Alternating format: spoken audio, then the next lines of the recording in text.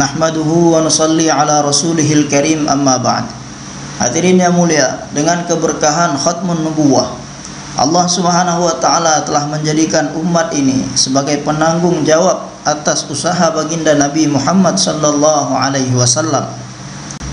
Maka setiap individu dari umat ini, siapa saja yang telah mengucapkan la ilaha illallah Muhammadur Rasulullah, dia adalah penanggung jawab atas usaha baginda Nabi sallallahu alaihi wasallam. Dan setiap individu dari umat ini diberikan tanggung jawab untuk seluruh umat. Jadi sebanyak mana manusia yang tinggal, yang hidup di muka bumi saat ini, semua mereka adalah tanggung jawab setiap kita. Dan kekurangan kita saat ini adalah, sudah berapa tahun berlalu dalam kehidupan kita saat ini, tapi sampai sekarang kita masih belum menyadari akan tanggung jawab kita. Dan kita tidak menganggap bahwasanya kerja ini bukan kerja kita, padahal ini adalah satu kerja yang sangat besar. Adapun mengurus keluarga, istri dan anak, mengurus pekerjaan dan kerja-kerja dunia lainnya, itu semua adalah pekerjaan yang kecil. Dan maksud, tujuan dan usaha baginda Nabi sallallahu alaihi wasallam ini adalah satu usaha dan kerja yang sangat besar, yang paling tinggi. Semua pekerjaan-pekerjaan keduniaan adalah pekerjaan yang kecil, dan kerja agama adalah kerja yang besar. Dan usaha agama adalah bagaimana supaya agama ini wujud dengan sempurna di seluruh alam. Dan usaha agama itu sendiri supaya hidup di seluruh dunia. Dan bagaimana setiap orang-orang Islam mengamalkan agama secara sempurna. Bagaimana seluruh perintah-perintah Allah Subhanahu wa taala dan cara hidup baginda Nabi Muhammad sallallahu alaihi wasallam, setiap sunnah-sunnah beliau ini hidup dan diamalkan oleh seluruh manusia di seluruh dunia. Dan setiap orang Islam, baik laki-laki ataupun perempuan, bagaimana mereka bisa mengamalkan sunnah baginda Nabi sallallahu alaihi wasallam di wajah laki-laki supaya wujud sunnah Nabi sallallahu alaihi wasallam. Kemudian wanita-wanita jika keluar rumah maka dengan menutup aurat dengan sempurna dan menggunakan niqab. Bagaimana setiap orang-orang Islam bisa mengamalkan seluruh perintah Allah dan sunnah baginda Nabi sallallahu alaihi wasallam. Inilah usaha yang mesti kita wujudkan, yang mesti kita jalankan. Dan bagaimana setiap orang Islam bisa menjadi orang yang buat usaha atas agama. Dan Allah Subhanahu wa taala telah menjadikan laki-laki sebagai penanggung jawab untuk usaha ini. Begitu juga dengan perempuan, mereka pun dijadikan oleh Allah Subhanahu wa taala sebagai penanggung jawab untuk buat usaha. Maka ini adalah tanggung jawabnya laki-laki dan juga tanggung jawab setiap wanita. Dan ini bukan hanya tanggung jawab laki-laki saja. Karena di zaman baginda Nabi sallallahu alaihi wasallam, beliau sendiri buat usaha ini. Kemudian pengikut-pengikut beliau, orang-orang yang bersama dengan beliau, yakni sahabat-sahabat radhiyallahu anhum, mereka pun buat usaha yang sama. Dan begitu juga dengan sahabiat, sahabat-sahabat wanita, mereka pun buat usaha. Mereka semua juga buat usaha agama. Dan pada zaman itu usaha agama di kalangan wanita tidak ada kekurangan.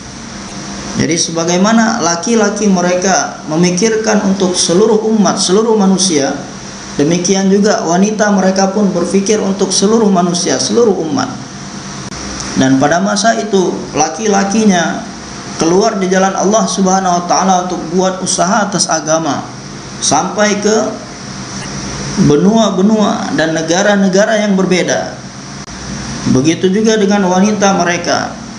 Mereka keluar di jalan Allah Subhanahu wa taala dengan mahram mereka masing-masing, dengan suami mereka, dengan saudara laki-laki mereka, sampai ke negara-negara jauh.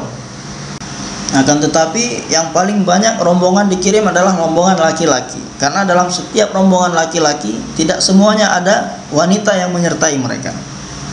Ada sebagian yang membawa wanita mereka dan sebagian tidak. Dan baginda Nabi sallallahu alaihi wasallam sendiri setelah hijrah, kemudian beliau setiap kali keluar di jalan Allah Subhanahu wa taala senantiasa membuat undian kepada istri-istri beliau sebelum berangkat keluar di jalan Allah, untuk menentukan siapa yang ikut dengan saya pada safar ini. Walaupun Rasulullah sallallahu alaihi wasallam tidak diwajibkan untuk buat undian seperti ini, dan beliau tidak diperintahkan untuk buat undian seperti ini, akan tetapi untuk menghibur hati istri-istri beliau, maka beliau buat undian seperti ini. Dan nama siapa saja yang keluar ketika undian nanti, maka dialah yang akan dibawa serta oleh baginda Nabi sallallahu alaihi wasallam keluar di jalan Allah. Dan Sayyidah Aisyah radhiyallahu ta'ala anha, Ummul Mukminin, dua safar beliau yang begitu masyhur dan terkenal, yang mana pada safar beliau yang pertama bersama Rasulullah sallallahu alaihi wasallam, ketika itu kalung beliau hilang di dalam perjalanan. Maka kemudian terjadilah peristiwa yakni peristiwa fitnah, yang mana orang-orang munafik ketika itu berusaha memfitnah beliau, naudzubillah. Kemudian dalam safar berikutnya terjadi hal seperti itu. Kalung beliau hilang. Kemudian sudah masuk waktu sholat, sahabat-sahabat tidak memiliki air untuk berwudu, sehingga sahabat-sahabat menjadi gelisah. Sehingga maka Allah Subhanahu wa taala turunkan ayat tayamum pada ketika itu. Maka orang-orang mengatakan kepada Sayyidina Abu Bakar Siddiq radhiyallahu anhu bahwasanya keluargamu adalah keluarga yang penuh dengan keberkahan. Ketika umat di dalam kesusahan, maka Allah Subhanahu wa taala menggunakan keluargamu sebagai asbab untuk menghilangkan kesusahan dari umat dan memberikan kemudahan untuk umat dengan menurunkan ayat tayamum ketika itu. Maka pada zaman itu Ummahatul Mukminin, azwajul mutahharat, istri-istri Rasulullah ini senantiasa menyertai beliau dalam perjalanan-perjalanan. Jadi pada masa itu wanita-wanita pun ikut keluar di jalan Allah, ikut dalam safar-safar. Dan di dalam kitab Hikayatus Sahabat, kisah mengenai Ummu Haram radhiyallahu anha yang sering kita baca dan sering kita dengar di halaqah-halaqah ta'lim, yang mana beliau ini adalah salah satu dari bibi baginda Nabi sallallahu alaihi wasallam, dan beliau sallallahu alaihi wasallam sering datang ke rumah bibinya ini untuk beristirahat di sana. Dan suatu ketika beliau sallallahu alaihi wasallam beristirahat di rumah bibinya Ummu Haram radhiyallahu anha, kemudian ketika bangun, beliau sallallahu alaihi wasallam bangun dan tersenyum. Maka kemudian Ummu Haram radhiyallahu anha pun berkata kepada baginda Nabi sallallahu alaihi wasallam, "Ya Rasulullah, adhakallahu sinnak." Engkau tersenyum ya Rasulullah, semoga Allah Subhanahu wa taala senantiasa menjadikan engkau ini tersenyum. Kenapa engkau tersenyum ya Rasulullah? Maka beliau sallallahu alaihi wasallam pun mengatakan bahwasanya aku diperlihatkan di dalam mimpiku satu jamaah dari kalangan umatku, yang mana mereka bersafar di atas air, bersafar di laut, dan mereka terlihat begitu gagah sekali, sebagaimana seorang raja yang sedang duduk di atas singgasananya. Jadi pada zaman dahulu, mungkin di zaman kita sekarang ini sudah tidak ada lagi pemandangan seperti ini, namun di zaman dulu seorang raja yang duduk di atas singgasananya dengan segala kemewahan dan perhiasan yang dia miliki dan wangi-wangian, dan dipakaikan mahkota di atas kepalanya, dia duduk dan orang-orang mengelilinginya, maka inilah satu pemandangan yang sangat gagah sekali. Siapa saja yang melihat pemandangan seperti ini, mereka menginginkan seandainya saya ini menjadi raja. Begitulah kira-kira yang dilihat oleh Rasulullah sallallahu alaihi wasallam di dalam mimpinya, satu jamaah dari umat beliau yang melakukan perjalanan air, perjalanan di atas air. Maka Ummu Haram radhiyallahu anha pun mengatakan, "Ya Rasulullah, berdoalah kepada Allah supaya saya dimasukkan ke dalam golongan jamaah tersebut." Maka beliau sallallahu alaihi wasallam pun berdoa dan mengatakan bahwasanya sesungguhnya engkau termasuk dari jamaah tersebut. Kemudian beliau pun berbaring lagi, kemudian beliau pun tertidur, kemudian beliau terbangun dan beliau tersenyum lagi. Maka Ummu Haram pun bertanya lagi kepada beliau, "Ya Rasulullah, kenapa engkau tersenyum?" Maka beliau sallallahu alaihi wasallam pun menjawab bahwasanya aku diperlihatkan di dalam mimpiku satu jamaah dari umatku, jamaah yang lain dari kalangan umatku, mereka melakukan perjalanan di atas air, bersafar di atas laut, dan mereka terlihat begitu gagah sebagaimana seorang raja yang sedang duduk di atas singgasana. Maka Ummu Haram pun mengatakan, "Ya Rasulullah, berdoalah kepada Allah supaya saya dimasukkan dalam golongan jemaah tersebut." Maka baginda Nabi SAW menjawab, tidak, bahwasanya engkau telah termasuk di jamaah yang pertama, namamu tidak ada di jamaah yang kedua. Maka jika kita renungkan bahwasanya beliau ini adalah bibi baginda Nabi SAW, maka secara zahirnya beliau ini umurnya lebih tua daripada baginda Nabi SAW. Kemudian semasa hidup baginda Nabi SAW, berapa tahun beliau telah hidup di atas dunia. Kemudian baginda Nabi SAW pun wafat. Kemudian setelah itu masa kekhalifahan Sayyidina Abu Bakar radhiyallahu anhu 2 tahun dan beberapa bulan. Kemudian Sayyidina Abu Bakar radhiyallahu anhu pun wafat. Kemudian datanglah masa kekhalifahan Sayyidina Umar radhiyallahu anhu, yang mana masa kekhalifahan beliau ini adalah 10 tahun dan beberapa bulan. Kemudian beliau pun telah disyahidkan. Kemudian barulah datang masa kekhalifahan Sayyidina Utsman radhiyallahu anhu. Maka pada masa kekhalifahan beliau ini, Sayyidina Muawiyah radhiyallahu anhu meminta izin kepada beliau untuk menyiapkan satu rombongan yang akan bersafar di atas laut, supaya jemaah ini berangkat ke kepulauan Qubrus di negeri Syam untuk menghidupkan agama Allah Subhanahu wa taala di sana dan untuk meninggikan kalimat Allah Subhanahu wa taala di sana. Maka Amirul Mukminin Sayyidina Utsman radhiyallahu anhu pun mengizinkan beliau. Maka telah terbentuklah satu rombongan yang di dalamnya ada Ummu Haram radhiyallahu anhu dengan suaminya Sayyidina Ubadah bin Samit radhiyallahu anhu. Dan ketika jemaah ini sampai di kepulauan Qubrus, maka mereka pun telah buat usaha di sana.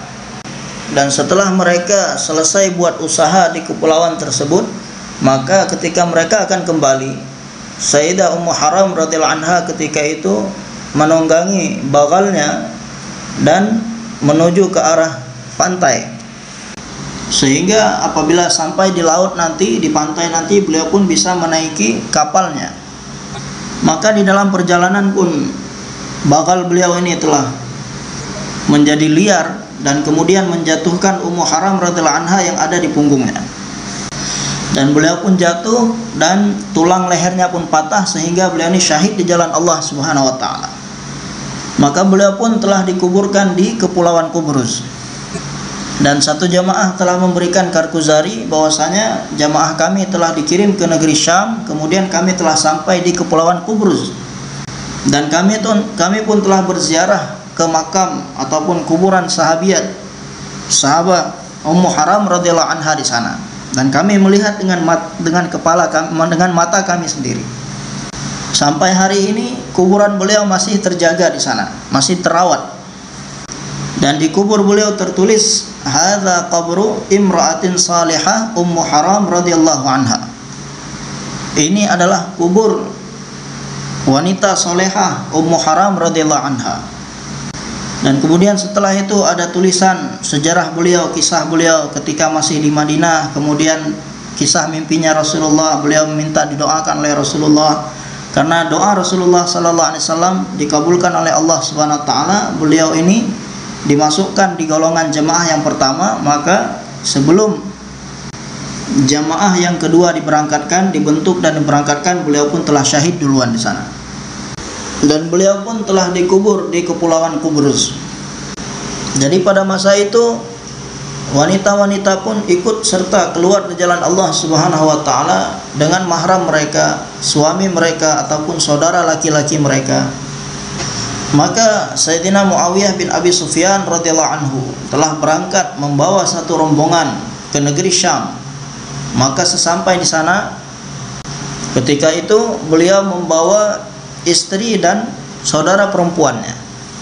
Dan saudara perempuan beliau adalah Sayyidah Ummu Hakam binti Abi Sufyan radhiyallahu anha.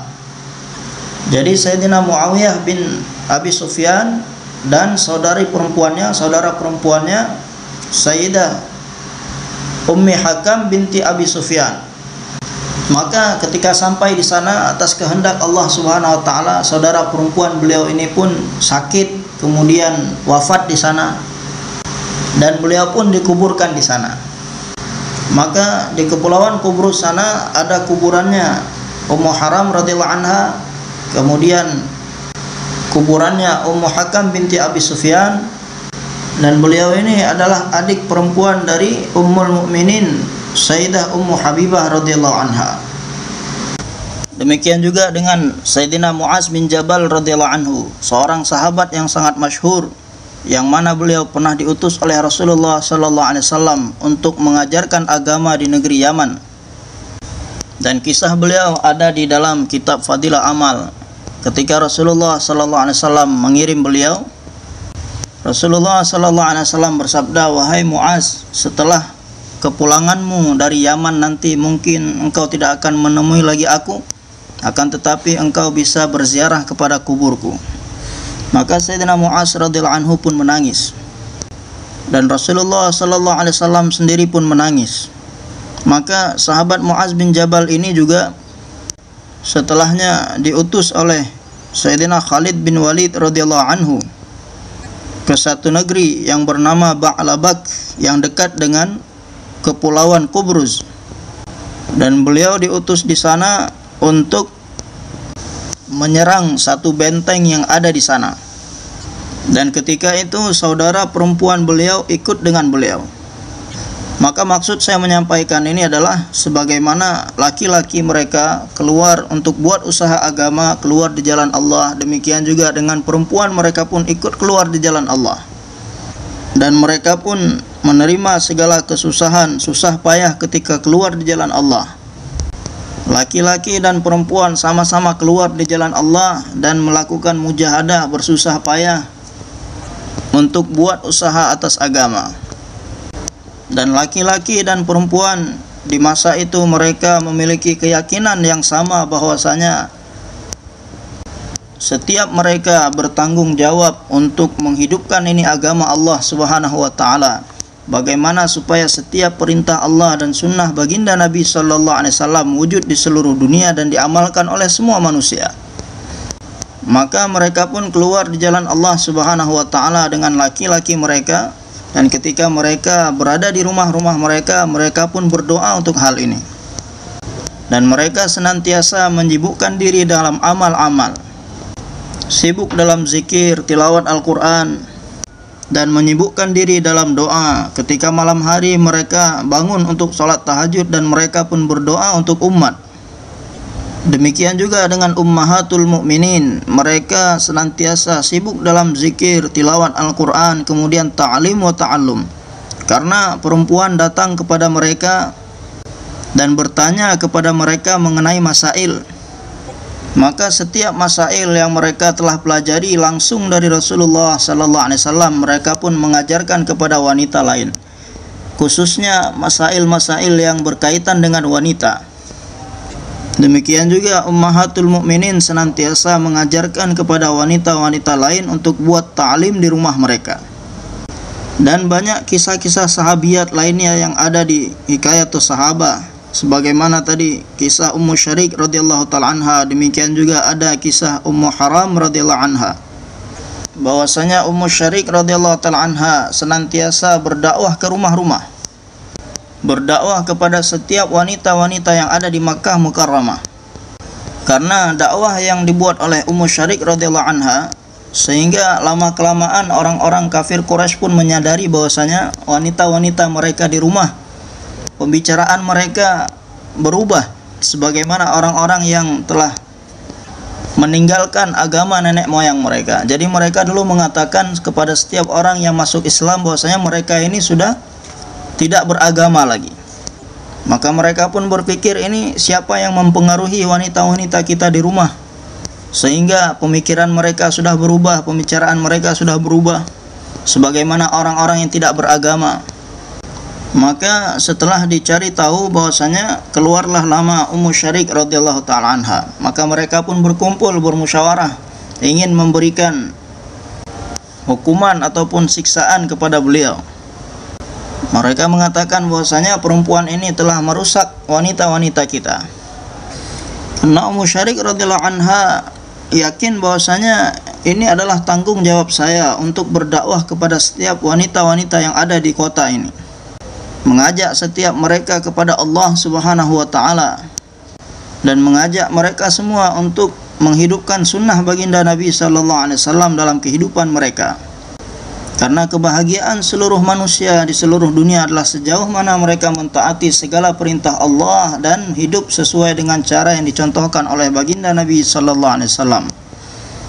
Maka setelah orang kafir Quraisy tadi berkumpul, maka diputuskanlah bahwasanya supaya perempuan ini kita keluarkan dari Makkah Mukarramah.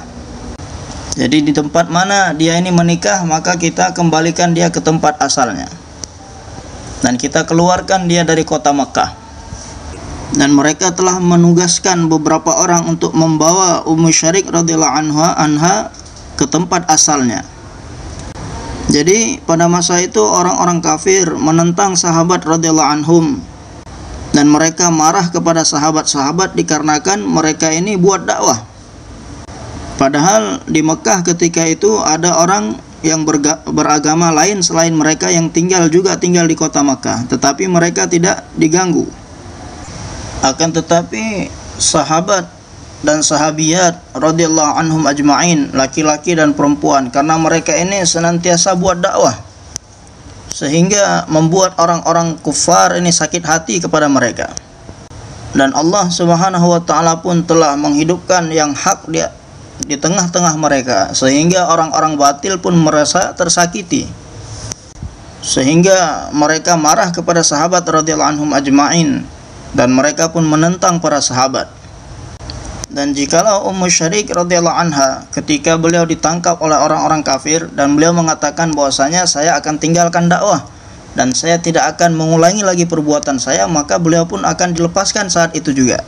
Tetapi Ummu Syarik radhiyallahu anha meyakini bahwasanya ini adalah tanggung jawab saya harus buat dakwah, karena beliau ini adalah seorang sahabiah. Walaupun beliau ini seorang perempuan, tapi beliau menyadari akan tanggung jawab beliau. Sehingga ketika orang-orang kufar Makkah ingin mengeluarkan beliau dari Makkah, maka beliau siap menerima itu. Beliau siap meninggalkan kota yang suci seperti itu. Akan tetapi beliau tidak bisa meninggalkan tanggung jawab dakwahnya. Karena dakwah ini adalah tanggung jawab yang Allah Subhanahu wa taala telah berikan pada saya. Maka kemudian orang-orang kafir tadi pun telah membawa beliau keluar kota Makkah, dan dengan zalimnya mereka yang membawa ini naik kendaraan, dan Ummu Syarik diperintahkan untuk berjalan kaki. Seorang wanita yang lemah disuruh berjalan kaki di bawah terik matahari panasnya kota Makkah saat itu. Maka beliau berjalan kaki di atas padang pasir yang panas. Dan ketika mereka berhenti di satu tempat untuk beristirahat, maka mereka mendirikan khebah untuk mereka makan dan minum dan beristirahat di dalamnya. Sedangkan Ummu Syarik radhiyallahu anha mereka biarkan di bawah terik matahari di luar kemah. Kemudian 1 hari, 2 hari, sampai 3 hari berlalu dalam keadaan seperti ini. Tidak diberi makan, tidak diberi minum, dan berjalan kaki. Maka keadaan beliau pun mulai memburuk disebabkan kelelahan dan kelaparan. Maka setelah 3 hari dalam keadaan seperti itu, beliau sendiri pun telah mengira bahwasanya kematian sudah mendekat. Demikian juga dengan orang-orang kafir yang membawa beliau tadi. Mereka mengira bahwasanya sebentar lagi dia ini akan mati. Maka ketika orang-orang kafir tadi masuk ke kemahnya, mereka makan, minum, dan kemudian mereka tertidur dan meninggalkan Ummu Syarik radhiyallahu anha di bawah terik matahari di padang pasir yang panas. Maka beliau pun memandang ke arah langit dengan harapan bahwasanya malaikat akan datang memberikan pertolongan. Maka jika seseorang mengamalkan agama, kemudian dengan keikhlasannya terus mengamalkan agama sehingga mendapatkan derajat istiqamah dalam mengamalkan agama, dan kemudian dengan berbagai macam rintangan dan cobaan, susah payah dalam mengamalkan agama, ujian datang dalam kehidupan, apabila seorang ini terus bersabar, maka Allah Subhanahu wa taala pun akan mengasihi hamba tersebut, dan Allah Subhanahu wa taala berikan pertolongan kepada hamba tersebut, dan akan membuka pintu pertolongan Allah Subhanahu wa taala. Maka kemudian apa yang terjadi? Allah tidak mengirimkan malaikat, tetapi Allah Subhanahu wa taala turunkan kepada beliau air yang sejuk dan segar langsung dari surga. Turunlah dari langit timba beserta talinya, pelan-pelan semakin mendekat, semakin mendekat kepada beliau. Dan beliau melihat kepada timba yang turun dari langit tersebut. Maka apabila timba tadi telah sampai di dekat beliau, maka beliau pun duduk. Yang tadinya berbaring, beliau duduk, kemudian beliau minum dari air dari timba tersebut. Maka sebagian dari air tadi mengenai pakaian beliau dan sebagian lagi jatuh ke tanah. Maka air yang jatuh ke tanah tadi telah menjadikan pasir yang panas tadi menjadi sejuk dan dingin. Dan air yang jatuh ke pakaian beliau yang tadinya beliau ini kepanasan sehingga menjadi hilang panasnya. Maka bagaimana kekuatan yang Allah letakkan pada air yang diturunkan dari surga tadi, setelah beliau minum dari air tersebut, hausnya pun hilang, laparnya pun hilang, dan rasa lelahnya pun telah hilang, sehingga beliau duduk dalam keadaan segar dan bertenaga kembali. Dan kemudian setelah kejadian ini beliau bercerita bahwasanya Allah berikan kekuatan pada air dari surga yang saya minum tersebut. Setelah saya minum mulai hari itu sampai mati, saya tidak merasakan kehausan. Allah Subhanahu wa taala telah hilangkan rasa haus untuk selama-lamanya kepada beliau. Walaupun saya sedang berada di bawah terik matahari yang panas di musim panas, tapi saya tidak merasa kehausan.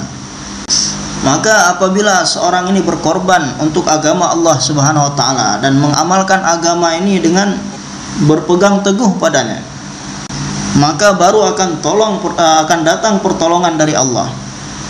Maka ketika orang kafir tadi bangun dengan anggapan bahwasanya mungkin wanita tadi telah meninggal, telah mati, maka kita akan kuburkan jenazahnya, jasadnya, kemudian kita kembali lagi ke Mekah. Namun ketika mereka keluar dari kemahnya, melihat Ummu Syarik radhiyallahu anha dalam keadaan sehat, dalam keadaan segar, maka mereka bertanya, "Wahai Ummu Syarik, dari mana kamu dapatkan makanan? Dari mana kamu dapatkan minuman?" Dan nampaknya ketika kami tertidur tadi, kamu telah masuk ke dalam kemah kami dan mengambil makanan dan minuman kami. Maka Ummu Syarik mengatakan bahwasanya saya tidak masuk ke kemah kalian dan saya tidak mengambil makanan dan minuman kalian. Maka kalian bisa lihat sendiri kepada makanan dan minuman kalian apakah berkurang. Maka tadi ketika beliau minum, setelah minum daripada air di timba tadi, maka sebagaimana timba tadi turun dari langit, setelah beliau selesai minum, maka timba tadi pun kembali naik lagi ke langit. Kemudian orang-orang kafir tadi pun kembali ke kemah mereka melihat makanan dan minuman mereka. Maka mereka mendapati makanan dan minuman mereka tidak berkurang. Mereka pun keheranan, bertanya kepada Ummu Syarik radhiyallahu anha, "Dari mana kamu dapatkan makanan dan minuman sehingga kamu sekarang dalam keadaan segar dan bertenaga? Bagaimana bisa keadaanmu berubah 100% seperti sekarang?" Maka beliau pun menceritakan semua kejadian yang beliau alami. Maka dengan keistiqamahan dan teguh pendirian beliau ini dalam mengamalkan agama tadi, Allah Subhanahu wa taala telah bukakan pintu hidayah untuk orang-orang kafir tadi. Sehingga orang-orang kafir tadi pun mereka telah mengucapkan kalimat syahadat dan mereka menjadi Islam. Maka hadirin yang mulia, tugas kita adalah buat usaha. Bagaimana kita ketika keluar di jalan Allah Subhanahu wa taala, sedang berjuang keluar di jalan Allah, kemudian datang kesusahan, maka kita berusaha untuk menahannya atas keridhaan Allah Subhanahu wa taala, untuk mendapatkan keridhaan Allah, sehingga Allah Subhanahu wa taala menerima usaha kita dan Allah jadikan asbab terbukanya pintu hidayah untuk umat seluruh alam.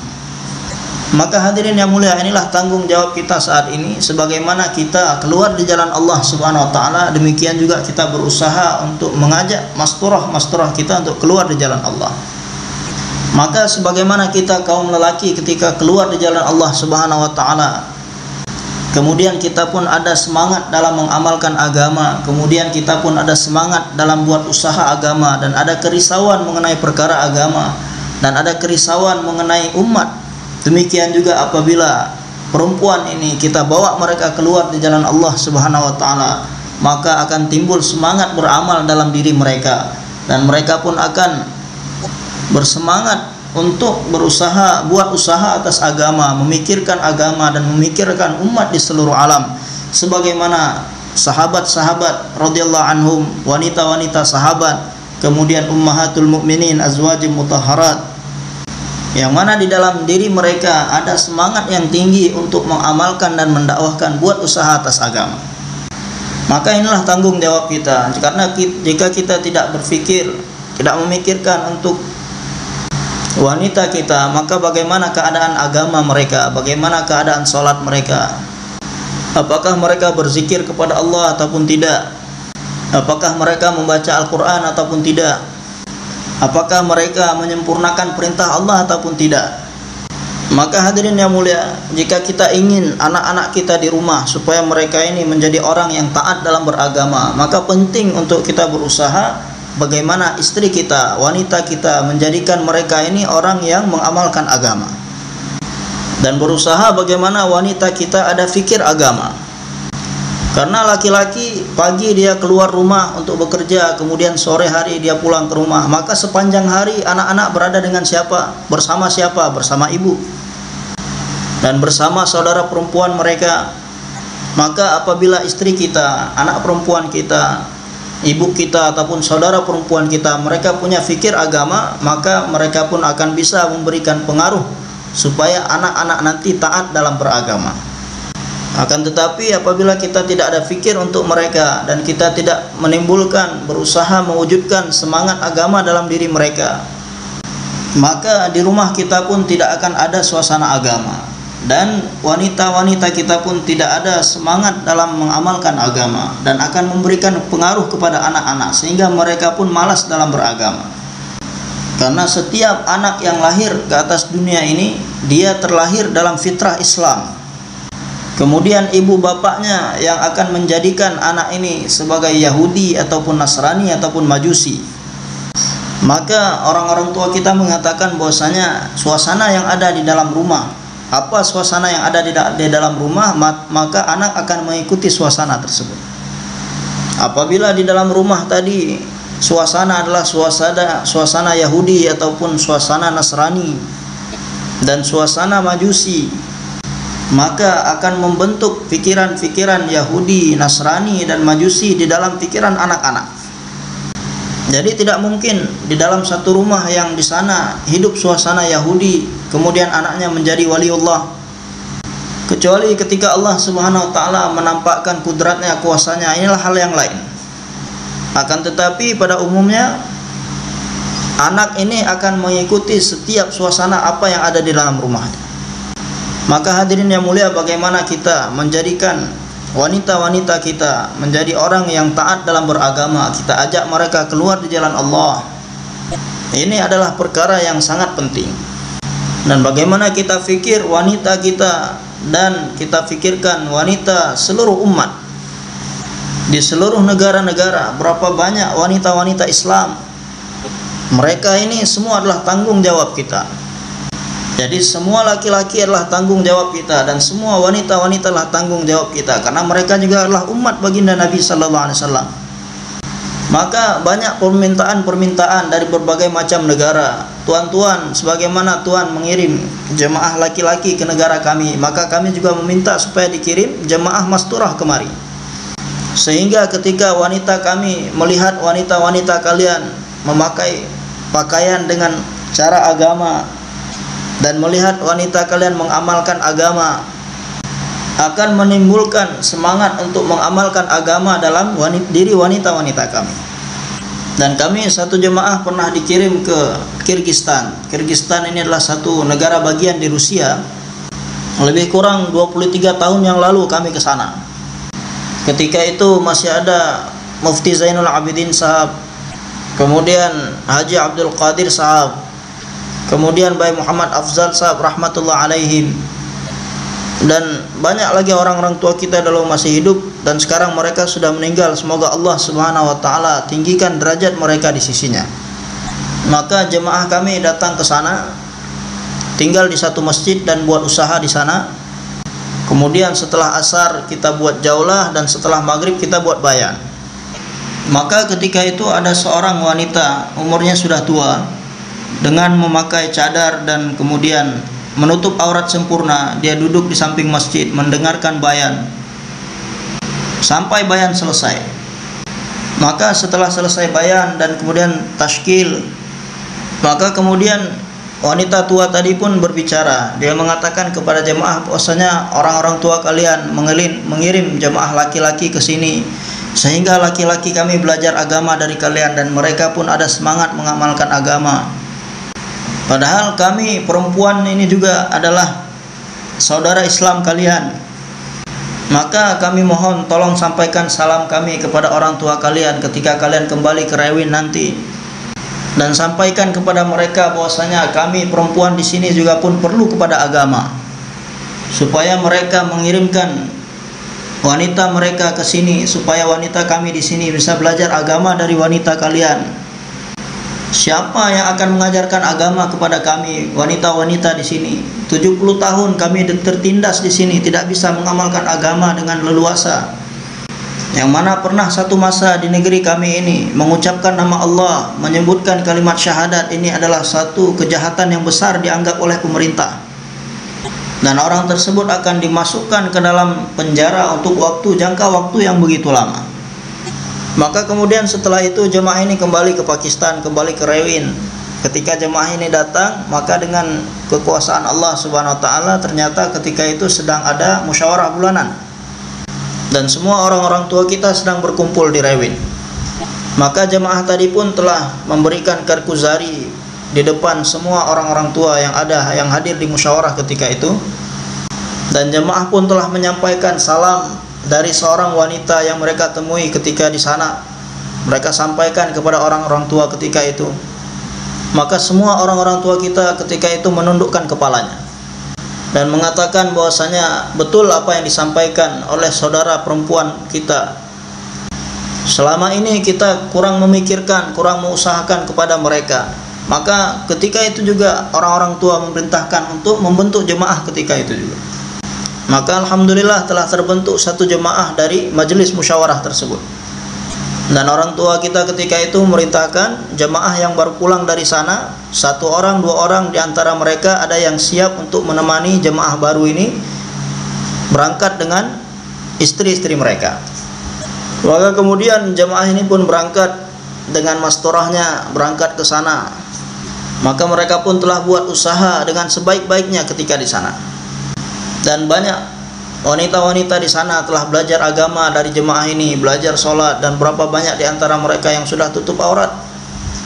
Maka banyak dari negara-negara yang lain datang surat ke Rewin minta jemaah mastorah supaya diantar ke sana, supaya wanita-wanita di daerah kami mereka pun bisa belajar agama, mereka punya fikir agama, fikir akhirat, supaya terbentuk keimanan mereka, semangat dalam mengamalkan agama. Siapa lagi yang akan mengajarkan agama kepada wanita-wanita kami? Maka hadirin yang mulia, kita bawa wanita kita keluar di jalan Allah dan kita wujudkan, kita hidupkan ta'lim di rumah-rumah kita.